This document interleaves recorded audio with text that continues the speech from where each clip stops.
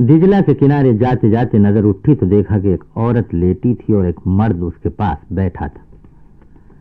مرد کے ہاتھ میں ایک بوتل تھی، کبھی وہ بوتل سے خود پیتا، کبھی اس عورت کو پلاتا۔ دور سے یہ تو نظر نہ آتا تھا کہ وہ کون ہیں، کس عمر کے ہیں، لیکن مرد کو دیکھ کر ایک اندازہ یہ ہوتا تھا کہ وہ حبشی ہے۔ دجلہ کے کنارے سے اس وقت گزرنے والے اللہ کے نیک بندے تھے حضرت حسن بصری۔ وہ ام المومنین حضرت ام سلمہ کی گود کے کھلائے تھے۔ ان کی ماں حضرت ام سلمہ کی خادمہ تھیں۔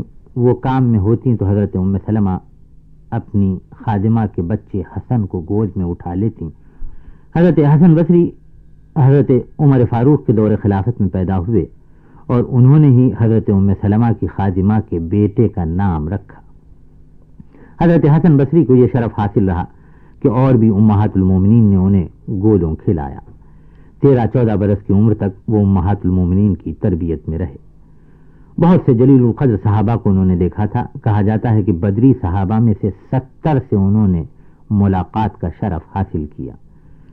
یوں تو صحابہ میں ہر ایک کی بڑی فضیلت ہے، مگر بدری صحابہ کو خصوصیت حاصل ہے۔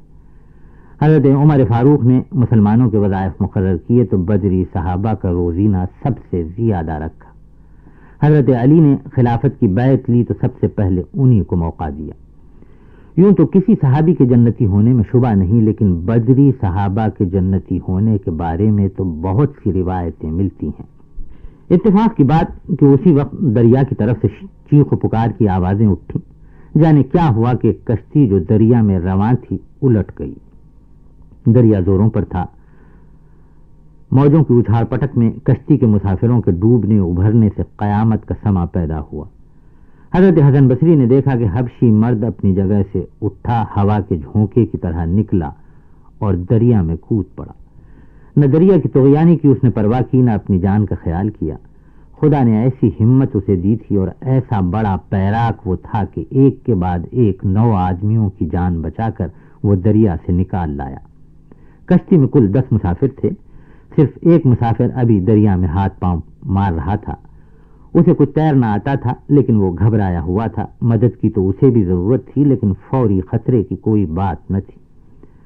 حبشی اسے دریا میں سے نکالنے کے بجائے حضرت حسن بصری کے پاس آیا۔ بولا کہ حضرت ان 9 کو تو میں اللہ کے فضل سے بچا لایا ہوں، اب ذرا ایک کو آپ ڈوبنے سے بچائیے۔ حضرت خاموش رہے۔ وہ جانتا تھا کہ یہ کام ان کے بس کا نہیں۔ خیر خود ہی دوڑا، اسے بھی بچا لایا۔ جب سب مسافر حواسوں میں آئے تو حبشی چپکے سے حضرت حسن بصری کے پاس آیا۔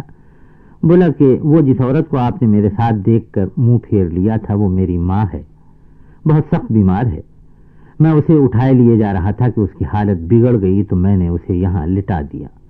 وہ جو بوتل آپ نے میرے ہاتھ میں دیکھی تھی اور جسے دیکھ کر آپ نے نفرت سے منہ پھیر لیا تھا، اس میں دجلہ کا پانی ہے جو میں اپنی ماں کو پلا رہا تھا۔